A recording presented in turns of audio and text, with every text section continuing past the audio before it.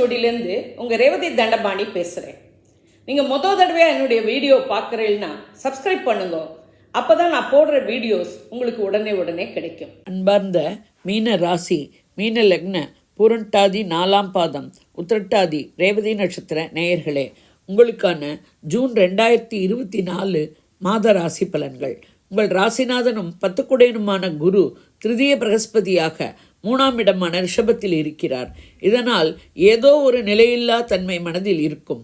செய்யும் தொழில், உத்தியோக, வியாபார வகையிலும் மேன்மை இல்லாமல் ஒரே சீராக ஓடும்.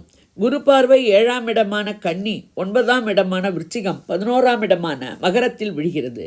குரு இருக்குமிடம் அவ்வளவு சாதகமாக இல்லாவிட்டாலும் 7, 9, 11 ஆகிய இடங்களை பார்ப்பதால் பாக்யஸ்தானம், லாபஸ்தானம், கலஸ்திரஸ்தானம் சுபத்துவம் பெறுகிறது. கணவன் மனைவி உறவு அந்யோன்யமாகவும் அன்பு பாசத்துடனும் இருக்கும். நண்பர்கள், தொழில் கூட்டாளிகள் ஒத்துழைப்பர். தந்தை வழி உதவியும் ஆதரவும் கிடைக்கும். நீண்ட நாளைய ஆசைகள் நிறைவேறும். எதிர்பாராத லாபங்கள் கைக்கு கிடைக்கும். மூத்த சகோதரர்களின் உதவியும் ஆதரவும் கிடைக்கும்.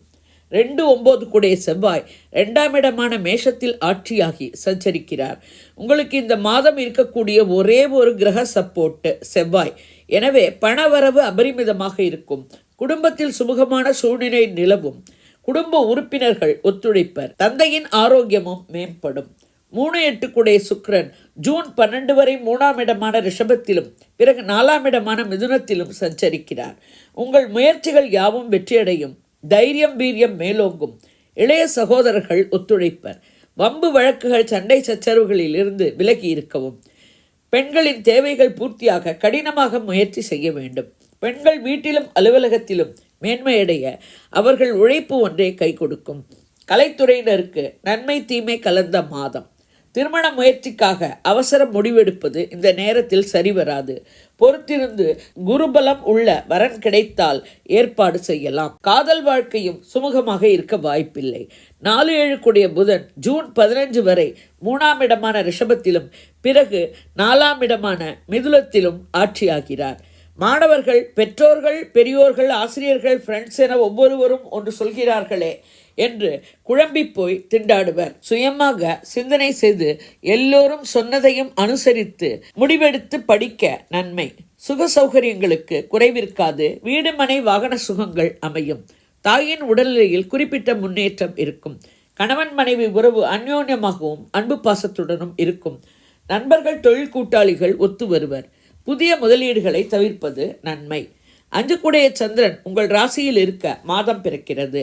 6 கூடிய சூரியன் மாத முதற் பகுதியில் 3ஆம் இடமான ரிஷபத்திலும் மாத பிற்பகுதியில் 4ஆம் இடமான மிதுனத்திலும் சஞ்சரிக்கிறார். அரசியல்வாதிகளுக்கும் அரசாங்க காரியங்களுக்கும் ஏற்ற இறக்கம் மிகுந்த மாதம். உடல்நிலையில் சிறு சிறு பிரச்சனைகள், உஷ்ண சம்பந்தமான நோய், தலைவலி போன்றவை வந்து மறையும். 11, 12 கூடிய சனி 7.5 சனியில் விரயச்சனியாக இருந்து செலவுகளை கொடுக்கிறார். 2இல் இருக்கும் செவ்வாய் கொடுக்கும் வருமானம் இருந்தாலும் செலவுகள் அதை தூக்கி அடிக்கும். செலவுகள் ஒன்று போனால் ஒன்று வந்து கொண்டே இருக்கும். சனி பார்வை 2ஆம் இடமான மேஷம், 6ஆம் இடமான சிம்மம், 9ஆம் இடமான விருச்சிகத்தில் விழுகிறது. குடும்பத்தில் அமைதி நிலவ ஒருவருக்கொருவர் விட்டு கொடுத்து குடும்பத்தின் விஷயத்தில் 3வது மனிதர் தலையீட்டை தவிர்ப்பது நல்லது. உடல்நிலையில் கை கால்களில் அடிபடுதல் போன்ற பிரச்சனைகள் தடுக்கி விழுவதால் ஏற்படலாம். எனவே கவனம் தேவை. தந்தையின் உடல்நிலையிலும் கவனம் எடுக்க வேண்டும். ராசியில் இருக்கும் ராகுவாலும் 7இல் இருக்கும் கன்னிக்கேத்துவாலும் ஏற்படும் குழப்பங்களும் சஞ்சலங்களும் பிரச்சனைகளும் தீர தெய்வ வழிபாடு, ஆன்மீக சிந்தனை இவற்றுடன் யோகா, தியானம் போன்றவை கை கொடுக்கும்.